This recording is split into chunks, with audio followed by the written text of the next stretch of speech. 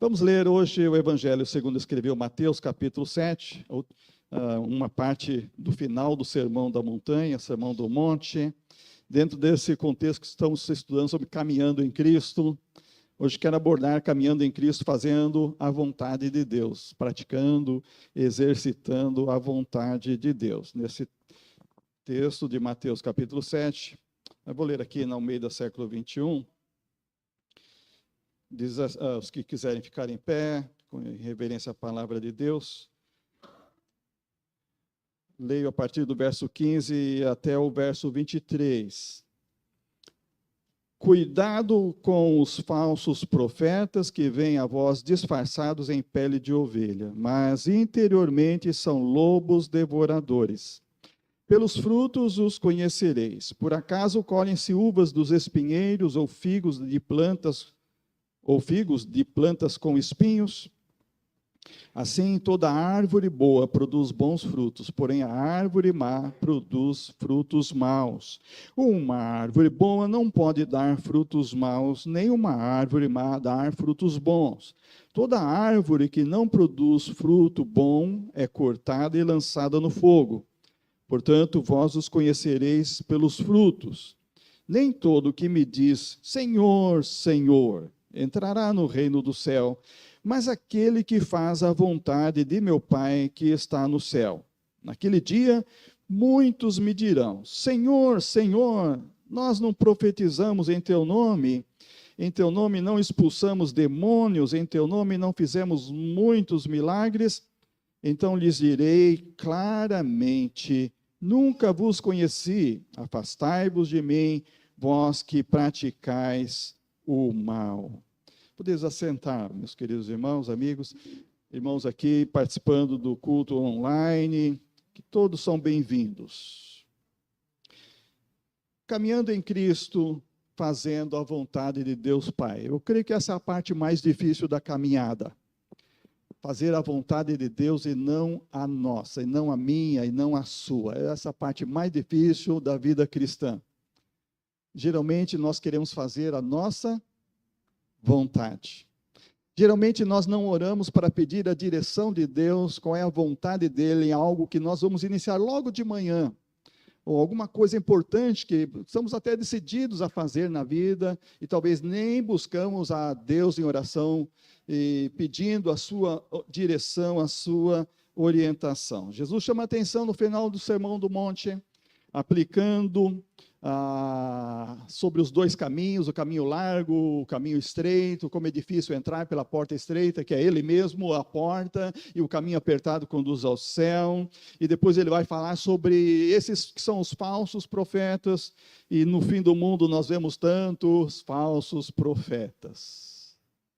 No final da pandemia, no tempo das eleições, ultimamente eu vi tantas falsas profecias, fiquei só esperando o tempo para que pudesse comprovar que eram falsos, porque não se cumpriam.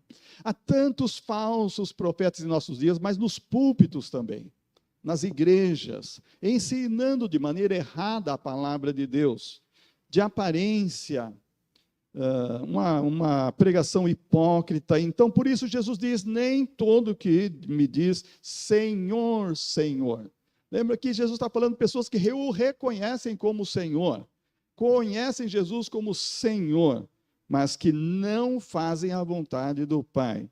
Eis a questão. Dessa série que estamos estudando, nessas mensagens, ouvindo a pregação da palavra de Deus, estamos pensando como que é viver diante do Senhor. Desde Oséias, capítulo 6. Quando fomos para Deuteronômio, capítulo 6, vimos qual foi o ideal que Deus estabeleceu para nós desde Moisés, desde o Antigo Testamento. E entramos em Efésios 6, Efésios 5, vendo como é viável de fato a vida cristã. Como é possível caminharmos em Cristo, ter essa vida cristã maravilhosa. É claro que equipados com a armadura de Deus, e caminhando em todas aquelas partes que estudamos, capítulo 5 e capítulo 6 de Efésios. E então Jesus, encerrando esse sermão, faz essa ilustração tão bela e tão facilmente entendida, até pelas crianças hoje, sobre os dois fundamentos. O homem que ouve a palavra e põe em prática, está no verso 24, o homem que edificou a sua casa sobre a rocha. Nas últimas enchentes no Brasil, nós vimos muitas casas que foram derrubadas e levadas pela enchente. Mas muitas ficaram em pé, porque estavam bem sólidas sobre um fundamento sólido, sobre rocha, sobre concreto, armado, ferro, numa base sólida, onde nem a enchente podia levar o seu alicerce. E Jesus fala que quem ouve a palavra de Deus põe em prática é o homem prudente, constrói a sua casa, que é uma casa que resiste às tempestades, como nós cantamos ainda há pouco. Podem vir as tempestades, mas nós sabemos que Ele nos ama. Nada vai nos abalar. Interessante, hoje o manancial vem servir como uma ilustração logo aqui no início da mensagem. Manancial tão querido que compartilho também através do vídeo, até lá nas redes sociais, escrito pela irmã Fabiana Matias, em que ela traz esse texto de Mateus capítulo 7, 21, nem todo o que me diz Senhor, Senhor entrará no reino do céu, mas aquele que faz a vontade do meu Pai que está no céu. Ela diz que um dos trechos mais famosos da Bíblia é esse, o Sermão da Montanha, eu concordo, é um dos mais conhecidos e mais estudados, porque nesses 3 capítulos, Mateus 5, 6 e 7, nós estamos diretamente ouvindo Jesus falar conosco. São as palavras de Jesus, chamado Sermão do Monte, Sermão da Montanha, palavras que Jesus disse, e foram registradas, ipsis literis. Aquilo que Jesus disse, Mateus registrou. Mateus estava lá presente, e ele registrou aquele sermão. E o propósito de Jesus era apresentar aos seus ouvintes a realidade futura, a realidade, a necessidade de fazer a escolha certa, entrar pela porta estreita e andar pelo caminho estreito, embora difícil, mas conduz à vida eterna. E no exemplo de Jesus, a respeito sobre o homem prudente que edificou sua casa. E ela diz então que nós, quando nos aproximamos de Deus, fazemos como Tiago escreveu no capítulo 4, nós nos chegamos perto de Deus e Ele se achega perto de nós. Então ela fala, olha, que tal tornar sua busca por cumprir a vontade de Deus uma prioridade? É isso que nós temos que focar. O nosso foco é esse. É isso que nós desejamos no domingo à noite. Mas será que estamos fazendo isso amanhã? Vamos fazer isso amanhã, na segunda-feira, e na terça, e na quarta, e na quinta, e sexta, e sábado. E sábado começamos a nos preparar para vir à casa do Senhor, para louvar, para agradecer, para adorar. Mas será que durante a semana nós fizemos isso? Priorizamos a vontade de Deus? Ela fala, que tal deixar um pouquinho de lado, por exemplo, as redes sociais, os programas na televisão, o bate-papo no WhatsApp, para entrar no quarto e orar ao Pai? Você tem passado um tempo orando? Aliás, esse é um outro ponto da mensagem, que é sobre oração. E ela fala também sobre debruçar sobre as Escrituras. Estamos parando um tempo para debruçar sobre as Escrituras. Debruçar nesse sentido é ler com meditação. Ler e entender o que está lendo. Ler e pensar no que está lendo. Ler e dizer, ó Espírito Santo, ilumina a minha mente, eu quero entender a tua palavra. Quantas vezes a gente lê a Bíblia e nem pensa sobre coisas importantes, significativas da palavra de Deus? Ontem a irmã Cidinha pregando lá no dia de educação feminina, falou sobre a mulher de Noé, que ela me fez pensar coisas que eu nunca pensei sobre a mulher de Noé. Há tanta coisa na Bíblia que a gente às vezes não debruça sobre isso, e a gente não pensa sobre isso, a gente não extrai lições preciosas, como ontem extraí para a minha vida sobre a mulher de Noé. Então nós temos que debruçar sobre a Bíblia, não apenas ler, passar os olhos sobre a tinta e o papel, mas pensar sobre os ensinamentos preciosos que a Bíblia nos traz. Então ela fala que para fazer a vontade de Deus é preciso conhecê-lo mais. Então esse é o nosso foco. É acreditar em Cristo, fazer a decisão certa e obedecer fielmente a Ele. Não é SCJ? Ah, você levantou a cabeça. Sabe o que é SCJ? Eu escutei ele falando quando eu estava lá em Curitiba, ele pregava aqui, né? Ser como Jesus. Eu gostei muito daquela mensagem. Ele pregou e eu vi, ele realmente vive isso que está pregando. É ser como Jesus. É buscar na Bíblia como ser como Jesus. Como viver, como caminhar, como querer andar com Deus. Eu fico alegre ver nossos embaixadores do rei, nossas mensageiras. E ontem estávamos saindo de casa em casa para ver convite, e alegres, felizes por esse trabalho. Uma Fran chamou e muitos foram. E eu fico animado com essa nova geração, que está comprometida com a palavra, com Jesus, e quer realmente viver esse caminhar com Deus, caminhar em Cristo Jesus, esse passo a passo espiritual. Então, domingo passado, preguei sobre a leitura bíblica como prioridade. Para a gente ter uma boa direção, caminhando em Cristo, tem que ter a palavra de Deus.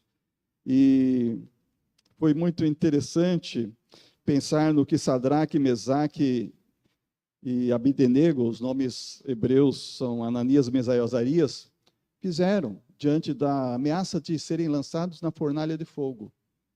Eles disseram: ó rei, nós não iremos adorar. Nosso Deus pode nos livrar. É isso que a Bíblia faz quando você lê. Você adquire confiança em Deus. Eles tinham tal confiança em Deus que estavam dispostos a enfrentar o rei. E a fornalha acesa ali, e a ameaça da morte. E eles disseram: e ainda que Deus não nos livre, nós não adoraremos a sua imagem. Isso é confiança absoluta em Deus. E o exemplo de George Miller, que citei domingo passado, para quem tem interesse, o culto está gravado, a mensagem está gravada lá no canal da igreja, que leu, alguém lembra que estava domingo aqui, ou assistiu a mensagem? Quantas vezes George Miller leu a Bíblia toda? 200, parabéns para você que lembra. E quantas vezes ele leu de joelhos a Bíblia toda? 50 vezes leu a Bíblia toda de joelhos. Quantas vezes você já leu a Bíblia toda, irmão? Irmã, não precisa levantar a mão nem falar em voz alta.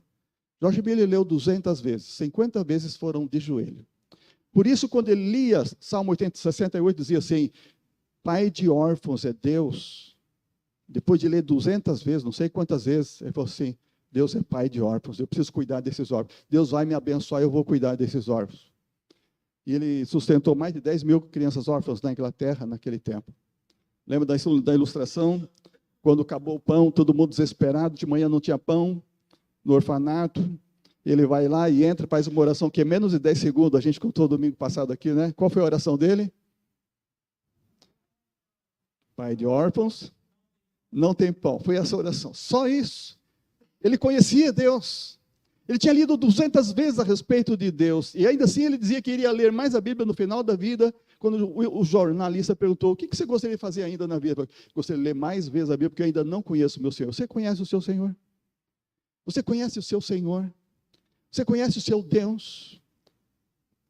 George Miller conhecia, por isso ele teve a ousadia, a coragem e a energia de cuidar de órfãos. E naquela manhã, quando não tinha pão, ele só orou isso: Pai de órfãos, não tem pão. Só isso ele orou.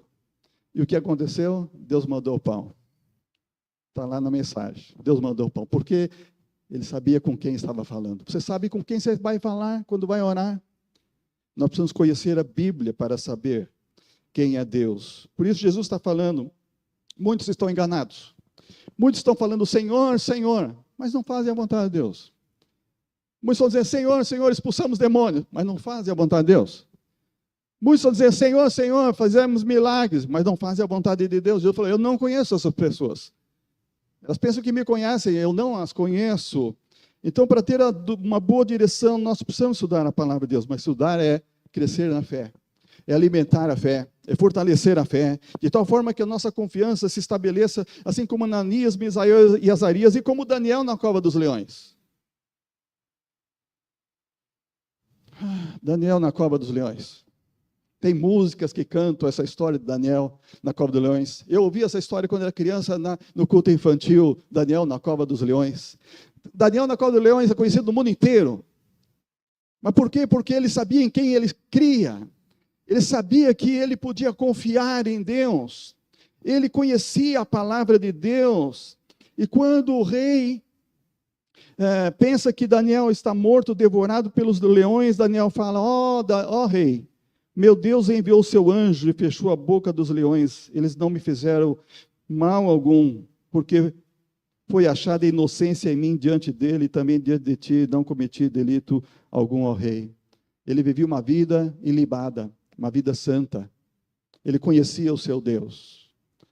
E Deus enviou o anjo. O anjo fechou a boca dos leões. Quem conhece a história toda sabe que os inimigos se deram muito mal. Os inimigos não conheciam Deus. Os inimigos não conheciam o Deus de Daniel. Embora já tinham visto o que aconteceu com Ananias, Misael e Azarias, se livraram do fogo, eles ainda achavam que podiam fazer alguma coisa contra Daniel. E eles armaram toda aquela armadilha para impedir que Daniel fosse o primeiro-ministro, porque ele era um tão bom administrador do reino, que o rei queria colocá-lo, ele era entre os três, ele queria colocar ele acima de todos, o primeiro-ministro, e todos no reino ficariam sob a sua administração. E então os inimigos falaram, nós temos que achar um jeito de tirar Daniel da nossa... Ele tem que morrer. Ele tem que morrer. A esquerda sempre trabalhou assim. Ele tem que morrer. A esquerda extremista sempre trabalhou. Vamos matar. Uma boa bala nele. Olha, os leões vão devorar Daniel. Não estou falando de política não, viu? Mas quem odeia o bem, sempre vai tentar destruir o bem. Mas o bem não pode ser destruído. Daniel é o bem lá na corte de Nabucodonosor. Os inimigos são o mal. Eles queriam politicamente destruir Daniel. Mas Daniel é servo de Deus. Daniel não quis estar lá. Ele está lá por um propósito de Deus. Eles queriam o cargo político de Daniel. Queriam a opção de ser um deles o primeiro-ministro. Então eles acharam um jeito, só tinha um jeito. Encontrar um pecado dentro da lei de Deus. E Daniel fala para o rei, rei, eu não pequei nem contra Deus e nem contra ti.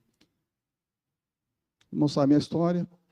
Quem não sabe, lê lá o capítulo 6 de Daniel.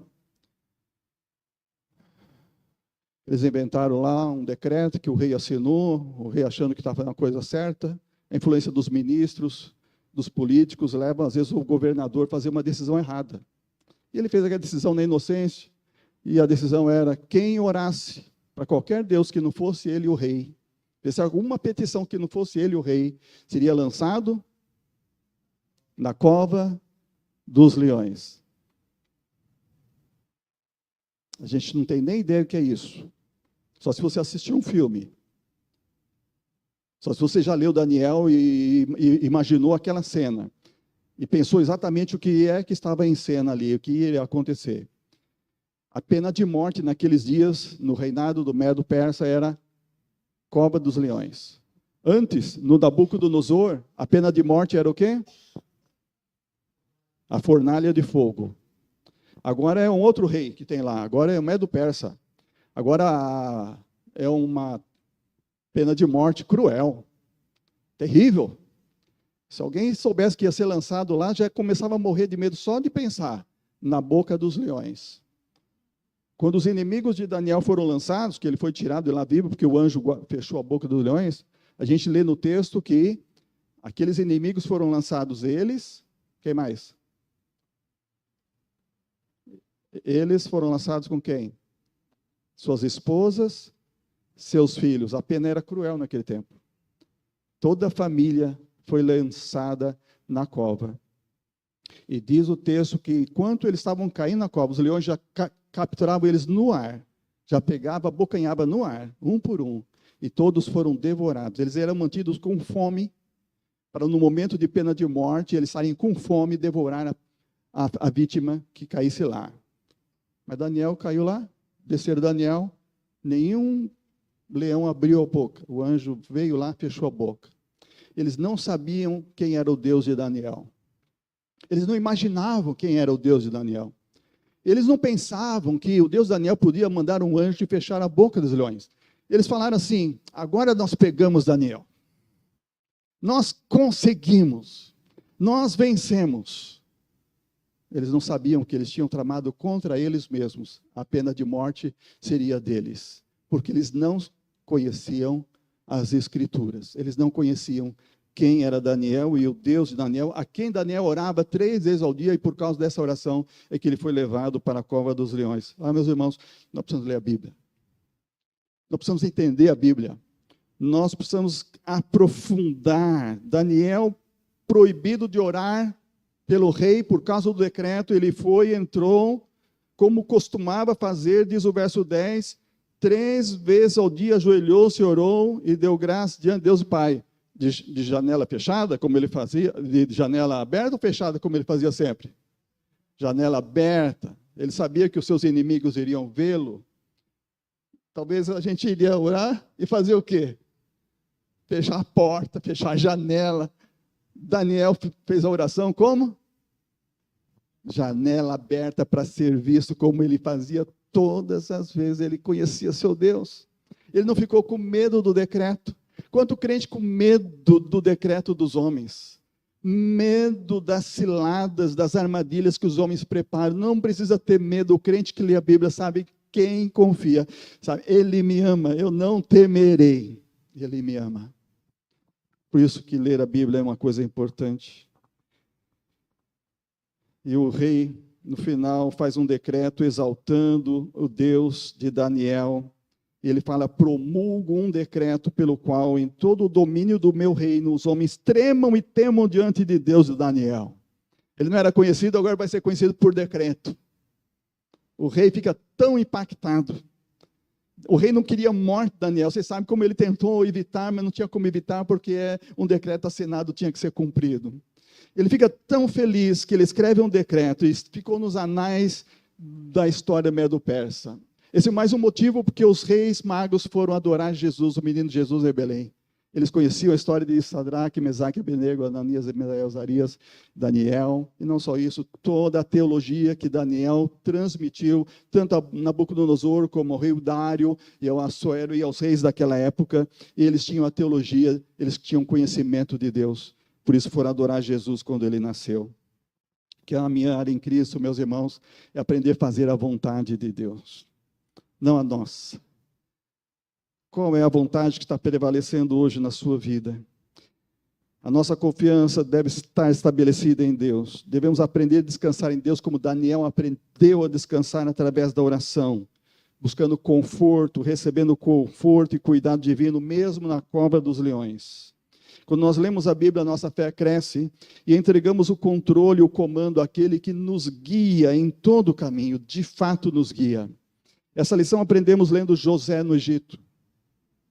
E quando lemos o capítulo 45, já no final de todo o desenrolar da história, nós lemos José dizendo aos seus irmãos: eu sou José, vosso irmão. Quando ele se revela já glorioso, como governador, segundo lugar, só o faraó era acima dele, assim como Daniel acabou ficando lá na corte naquele tempo.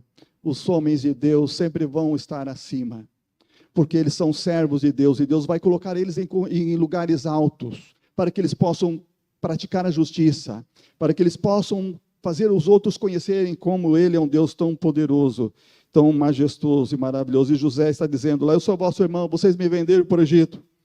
Mas o verso 5 ele fala: não vos entristeçais, nem guardeis remorso por ter despendido para cá. Qualquer outro ia dizer assim: agora eu vou me vingar de vocês. Vocês me vendem, agora eu vou fazer vocês ralar aqui, vocês vão sofrer nas minhas... Não, ele está dizendo: olha, não fiquem tristes, não tenham remorso, foi para preservar vidas que Deus me enviou diante de vós. Quando nós aprendemos lendo a Bíblia, nós aprendemos a ter um coração amoroso, compassivo e perdoador. José perdoou os seus irmãos porque ele entendeu que tudo aquilo que aconteceu era Deus guiando, Deus controlando. Ele não sabia, ele só soube depois de tudo acontecer. Muitas coisas estão acontecendo na nossa vida, a gente pensa, está fora de controle. Ah, por que isso está acontecendo? Ah, isso não poderia ser assim. E depois vai passar o tempo e nós vamos saber mais como Deus é maravilhoso. Deus estava operando em mim. Deus estava operando através da minha vida.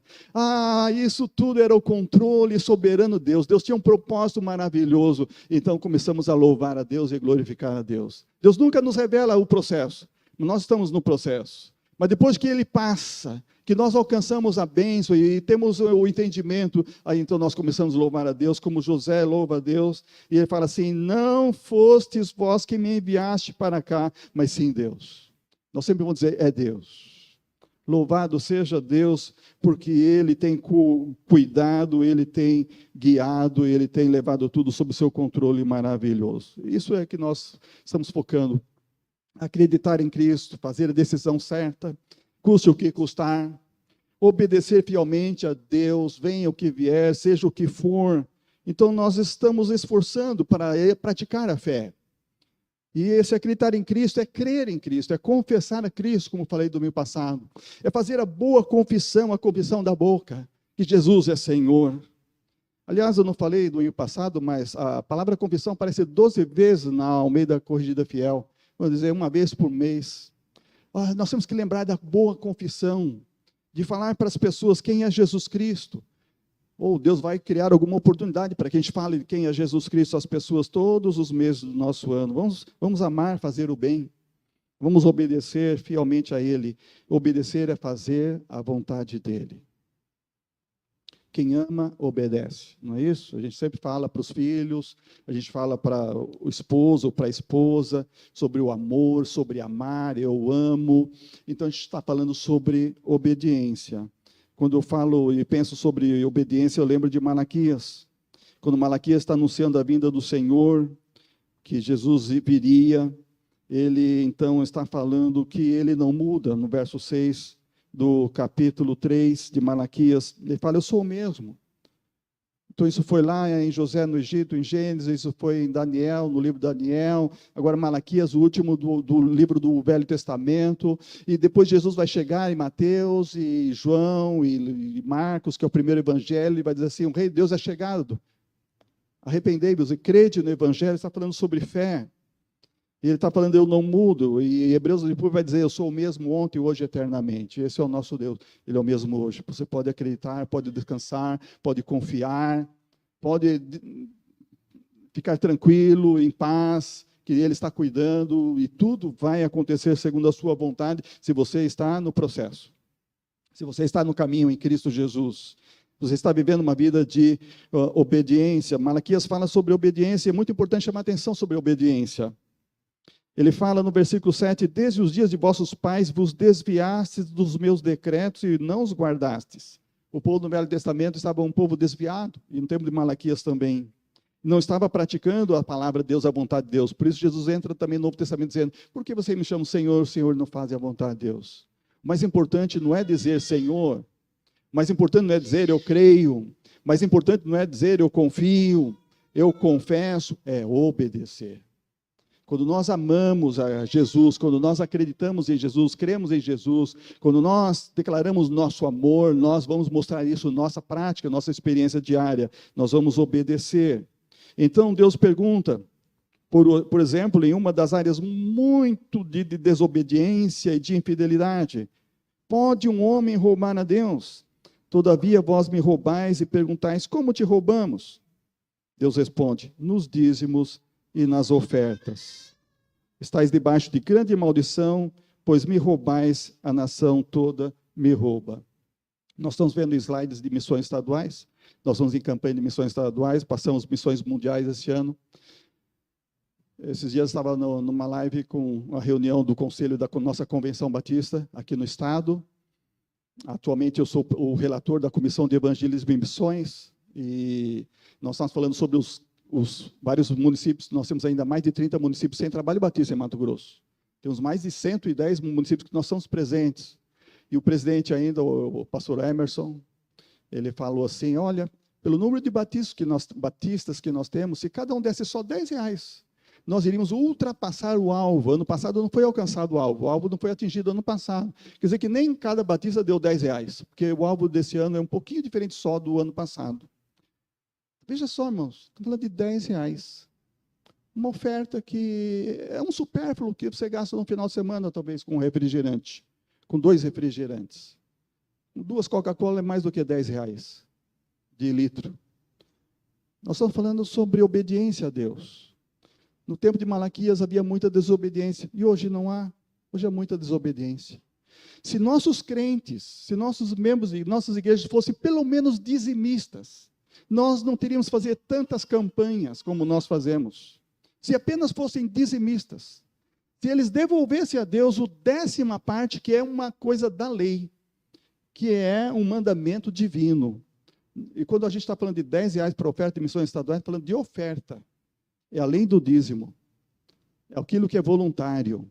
Quando a gente fala de dízimo, não, está falando daquilo que é mandamento, porque diz a Bíblia, trazei todos os dízimos ao tesouro do templo, para que haja mantimento na minha casa e provai-me. Muita gente lê a Bíblia, mas não conhece Deus. Nesse ponto da obediência. Por quê? Se não dá o dízimo, não conhece Deus. Se a pessoa não é fiel nos dízimos, ela não conhece a Deus. Ela nunca pode experimentar a promessa de Deus que Ele vai abrir a janela do céu e derramar uma maior abastança. Ela não conhece a matemática de Deus, vamos chamar assim, dizer a matemática de Deus, porque ela acha que se entregar 10% do que ela ganhou, eu gostaria de ganhar uma herança de 100 mil reais, para dar 10 mil reais, só de dízimo. 100 mil não, 1 milhão, né? Um pouco mais, para a gente construir o nosso templo aqui. Eu tenho uma herança para receber, mas não vem, está demorando para chegar. Né? Eu tenho umas coisas para receber, mas não vem, está demorando para chegar. Tem hora que eu penso, mas Senhor, por quê? Não está no tempo. Não está no tempo. Mas eu teria a maior alegria em entregar e devolver o dízimo e depois dar uma oferta. A oferta é do coração. A oferta é voluntária, além do 10%. Mas gente que não conhece Deus, quando recebe aquele dinheirão, fala, a igreja não precisa disso. Eu não vou dar isso aqui para a igreja. O que a igreja vai fazer com isso aqui? Ele não conhece Deus. Porque dízimo é do Senhor. Não é nosso, não é da igreja. É para a administração do sustento, da causa de Deus no mundo. Então, nós precisamos conhecer a Bíblia. Ler a Bíblia, conhecer, acreditar, amar, obedecer fielmente, custe o que custar. Eu lembro quando eu cheguei em casa com o meu salário. Quem já recebeu o primeiro salário aí que é júnior? Embaixador do rei. Trabalhou um mês assim, tinha uma promessa de salário. Você? Beleza. É nesse tempo mais ou menos da sua idade que eu comecei também, né? Aí eu cheguei em casa com um envelope com dinheiro. Cheguei em casa todo feliz, porque eu trabalhei um mês, era uma fábrica de móveis. Eu era um menino, como se diria hoje, menino aprendiz. Naquele tempo a gente podia trabalhar, até devia trabalhar, e a gente era importante trabalhar. Eu era de menor, sem carteira assinada, tal, mas cheguei com o dinheiro em casa. E era um envelope que estava bastante dinheiro, assim, eu fiquei tão feliz. Cheguei em casa, minha mãe falou assim, olha, vamos tirar o dízimo agora. Sinceramente, viu, me deu uma dorzinha no coração. Tirar 10% daquele dinheirão lá. Aí, mamãe me ensinou isso. Eu lembro, nunca vou esquecer, foi minha mãe que ensinou. A primeira lição prática, eu já sabia na teoria, mas na prática foi mamãe. Aí ela tirou, colocou no envelope da igreja. Mas no domingo, quando eu peguei aquele envelope, coloquei na Bíblia e fui para a igreja, eu era outra pessoa, alegre. Feliz porque eu tinha o meu dízimo para levar. Antes era oferta que eu recebia da mãe, dinheiro do pai. Agora não, eu tinha trabalhado, eu estava levando o dízimo. Eu nunca vou esquecer aquele dia que eu levei meu primeiro dízimo do meu salário e coloquei no gasofilácio. Eu aprendi a teoria, mas depois exercitei a prática. E eu tenho isso feito até hoje, graças a Deus, sem falhar. Uma ou outra vez que eu falhei por alguma coisa, eu lembro, eu tive uma decepção muito grande comigo mesmo e logo corrigi. Isso ao longo de toda a minha vida, de juventude e tal, chegando. Então, o que Malaquias está falando aqui nesse capítulo 3, veja o último versículo do capítulo, no verso 18, ele fala assim, por isso que ler a Bíblia é importante, olha, outra vez, e vereis outra vez a diferença entre o justo e o mal. A Bíblia sempre está mostrando para mim e para você, há uma diferença entre quem serve a Deus e quem não serve a Deus. Há uma diferença. Note isso. Passa um lápis de cor aí, grave essa frase aí. Malaquias está dizendo, é a palavra de Deus aqui, verso 18. Vereis outra vez a diferença entre o justo e o mal, entre o que serve a Deus e o que não serve a Deus. Aí nós lemos em Gênesis capítulo 14 e 20 que Abraão deu o dízimo de tudo. Aí nós lemos em Levítico, isso antes da lei. Aí nós lemos a lei, Levíticos 27 e 32, o dízimo será santo ao Senhor. Aí lemos no Novo Testamento, Hebreus 7, 9, que Levi é da lei, é pós a lei, e Levi deu o dízimo através de Abraão, quando não tinha nascido ainda. E nós lemos em Mateus 23, Jesus falando que a gente não pode omitir de entregar o dízimo. Só falando alguns versículos aqui, do Velho Testamento e do Novo Testamento. E ainda tem a gente que se atreve a dizer que o Novo Testamento não fala de dízimo. São pessoas que são más, não gostam de servir a Deus. E elas não leem a Bíblia, elas não conhecem a Deus, não sabem o que Deus pode fazer na vida de alguém que crê, que ama e obedece. Então, meus irmãos, quando estudamos a Bíblia, a nossa confiança em Deus se estabelece, nós aprendemos a descansar em Deus e nós entregamos o controle, o comando da nossa vida àquele que nos guia em todo o caminho. Como John Bunyan, trazendo mais uma ilustração mais recente, que é do século 17, ele nasceu em 1628, foi um grande escritor e pregador inglês, ele que escreveu o livro, uma alegoria cristã, que chama O Peregrino, John Bunyan, O Progresso do Peregrino. Diz que ele é o livro mais lido depois da Bíblia no mundo inteiro. O livro mais lido depois da Bíblia no mundo inteiro. Existem filmes que contam o livro. Tem aquela versão que eu gosto, que é a versão retrata o personagem, as roupas, o tempo, a época de quando John Bunyan escreveu. E tem um peregrino mais moderno, como se fosse nossos dias, o peregrino saindo da cidade de destruição até chegar na cidade celestial. Fiz menção domingo passado, uma parte desse livro. Ele passou 12 anos na prisão, porque ele se recusou a obedecer o rei quando a monarquia estava sendo restaurada na Inglaterra e era proibido pregar o evangelho de Jesus. Ele, por não atender o rei, assim como Daniel diante do rei Dário, ele continuou pregando e por causa da pregação do evangelho ele foi para a cadeia. Ele ficou 12 anos na cadeia. Foi lá na cadeia que ele escreveu o livro que é sua autobiografia espiritual, intitulado Graça Abundante para o Principal dos Pecadores.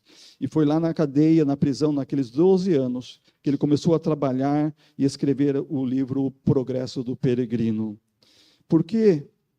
Porque ele confiava em Deus, ele sabia também em quem ele cria, a quem ele amava, e como estava determinado a ser obediente, até a morte. E ele deixou este legado para a humanidade, e até 1938 já estava publicado em mais de 1.300 edições o livro.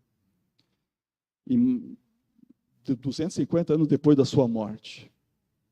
Deus usou poderosamente a vida daquele servo de Deus, e assim ele nos ensina a termos um progresso também como crentes neste mundo, a confiar na palavra como todos esses personagens, seja da Bíblia, como Daniel, José lá no Egito, Abraão e tantos outros, e como John Bunyan, alguém que está depois da Bíblia, depois do Novo Testamento, está recente, não faz muito tempo antes de nós, e vencer as dúvidas, e a perseverar na fé, custe o que custar. Alcançamos isto estudando a Bíblia, ouvindo a palavra de Deus, ouvindo o estudo da Bíblia, como hoje você está ouvindo aqui também.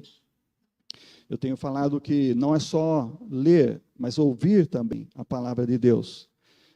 Essa semana, na minha caminhada, entrei no Novo Testamento esse ano, só ouvindo a palavra de Deus nas minhas caminhadas e corridas. 5, 7, 10 capítulos por dia, depende do tamanho do livro, do tamanho do capítulo.